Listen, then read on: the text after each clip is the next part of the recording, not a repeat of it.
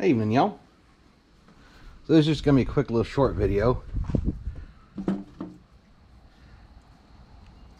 I decided, instead of trying to fudge around with the belt, I just replaced this pulley with one of the same size grooves as what we got on the rest of the system here. I was just doing a little quick test fit because I've been milling it out over on my lathe, and I think I got just about right there. I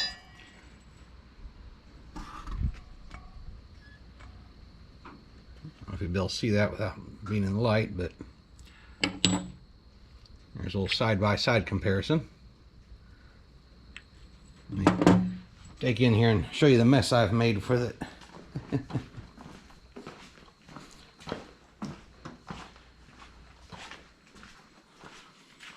So, yeah, I started off with a 3x3 piece of bar stock of aluminum, and I've got it fitting pretty good. Now I'm just going to go through, I'm going to get it polished up on here. Alright, y'all, there's the new pulley. All shined up, polished up, cleaned up.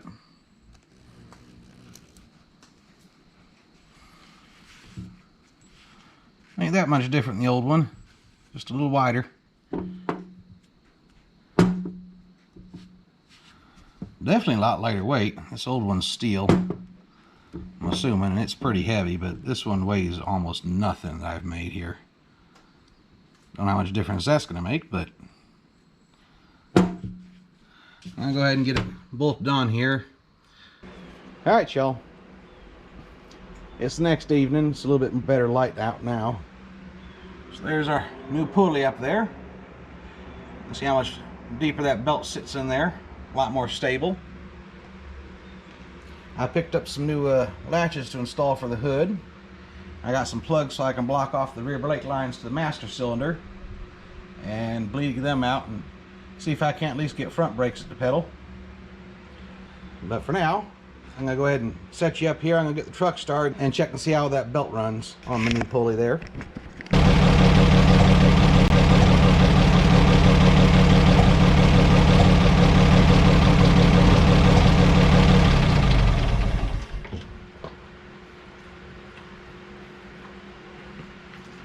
Alright, well that worked out pretty good. Now I'm not going to do the wiring just yet. I decided I'm going to go ahead and, now let me get down so you can see what I'm talking about here.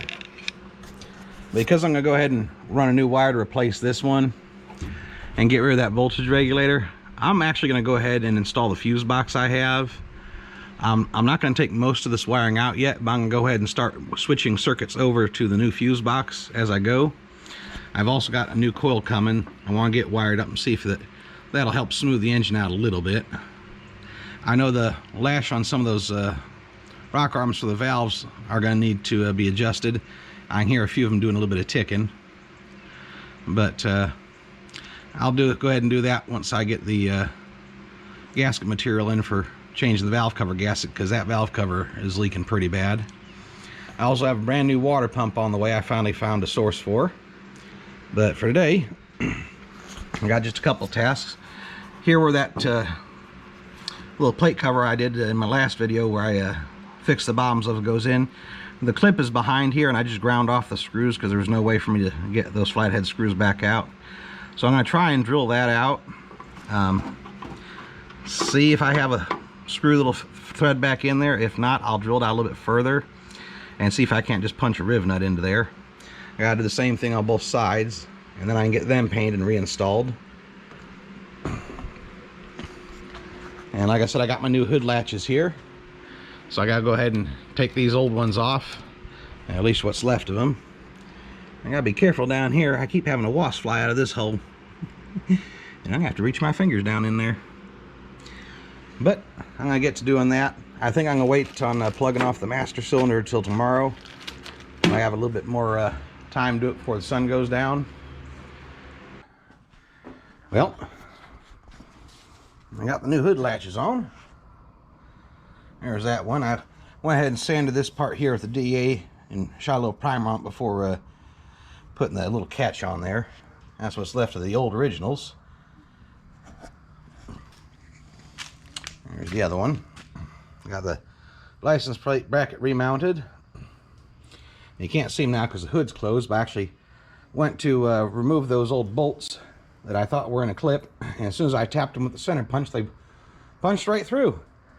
So that's good news for me. This here, you remember the patch I had to weld in. You see that scratch there? Well, that was from when I installed this. It was pushed down so far it was rubbing against the paint, so I'll have to touch that up sometime.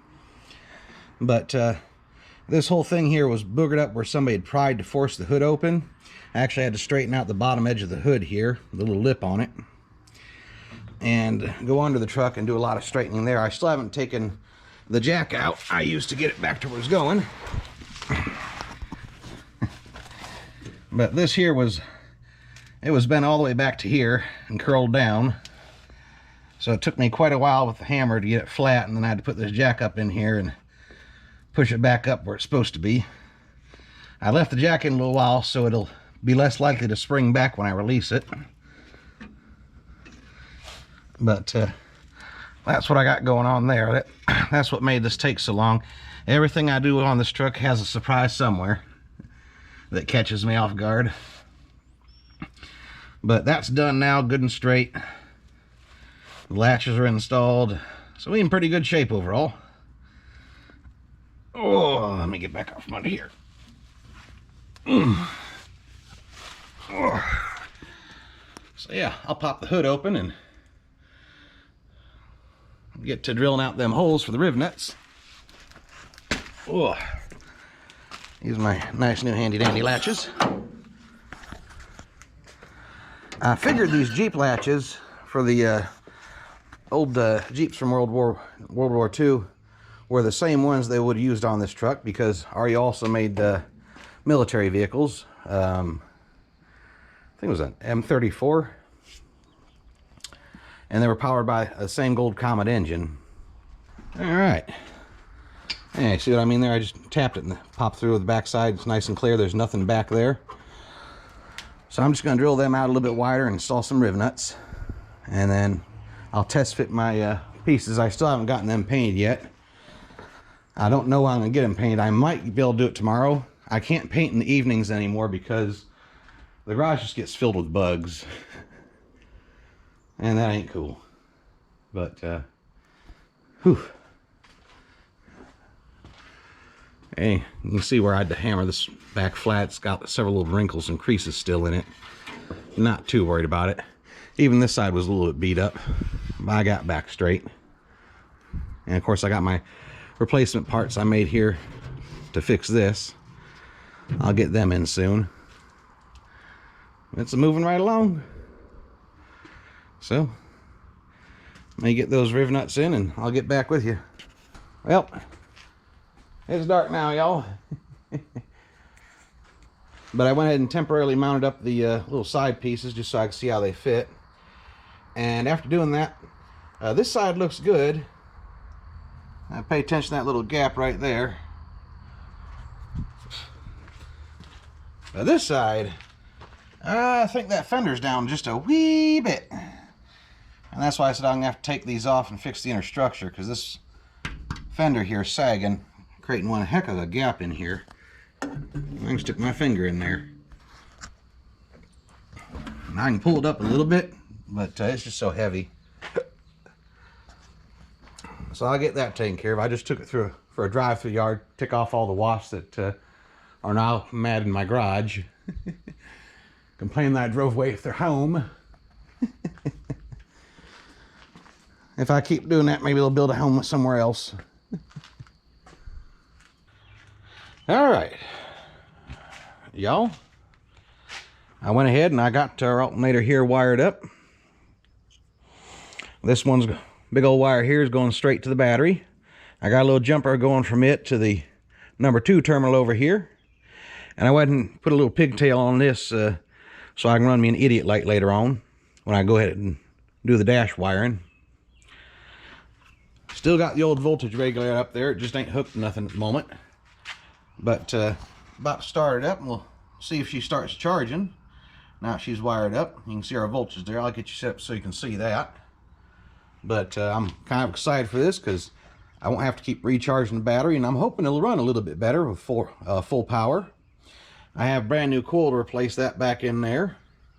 And I ordered some new gasket material so I can get the valve cover off and the oil pan off and get them cleaned up and repainted, and new gaskets. I got a new cartridge for the oil filter. I'll go through getting that cleaned up too. And after that, we should be running pretty good, and I should be all set to make some adjustments to the carburetor there. But this was my first step to getting the new electrical system set up. I do have a new fuse and relay box I'm going to install, since this just uses junction box and there's no fuses to speak of. And I want to be able to trust my wiring, and I don't know how well you can see it up there, but some of that old cloth wire is raw and bare, and I'm sure there's more than one short going on here. But I'll get you set up here so you can see the meter here I got set up, and we'll get fired up and see if we don't just get around 14 point, should be 14.7 or 14.8 volts. With it just idling, it might not get up that high, and this battery's probably quite dead. Because, again, I've been having to charge it up just to get it started and drive around a little bit. But now it should be able to stay charged, and I really wanted to get this done and get some of that engine work done and cleaned up before I start taking off and pulling the hubs to get the brakes fixed.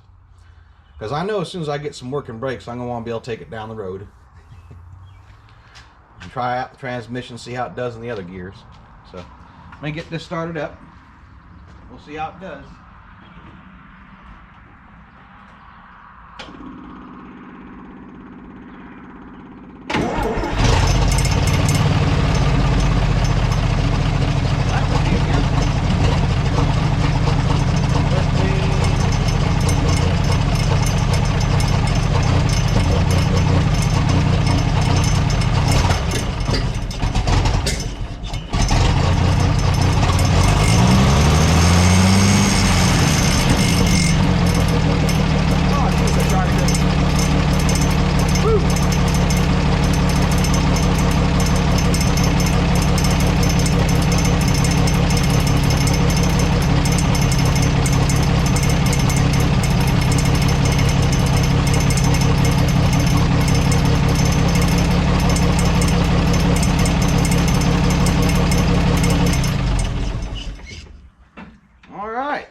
We're charging.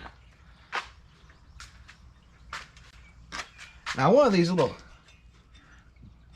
fins is still a hitting here on the alternator. Let me move you up so you can see what I'm talking about. One of these is still hitting this little bracket up here, and these are just so easy to bend. This is just a cheap Chinese alternator. And when I made the pulley, this is just sitting on there flopping. They ain't straight at all. They all out of alignment. I weren't expecting much, but I may have to remake this top bracket. I know the original was straight, but that generator was a lot smaller. And I think if I make it a little bit curved, I can get it to stop hitting these and just make it work better. It's just cut another piece out of that thick bar and just giving a curve shape. So it'll arc over the top here and get a less tight in here. Because I think if I use a smaller belt, you know, when I go to get a new one to replace this old one, it's actually going to make it even, you know, tighter in here and be more likely to hit. So I'm probably going to go ahead and make a new top bracket to replace this one, but it's working good for now. Again, I can't wait to get the dash put in so I can see the gauges, and one of those new gauges is a voltmeter, so I'll be able to see it's charging. But I think that's probably going to be it for this alternator install video. Appreciate it, and thanks for watching. Be sure you like and subscribe for the next round of updates.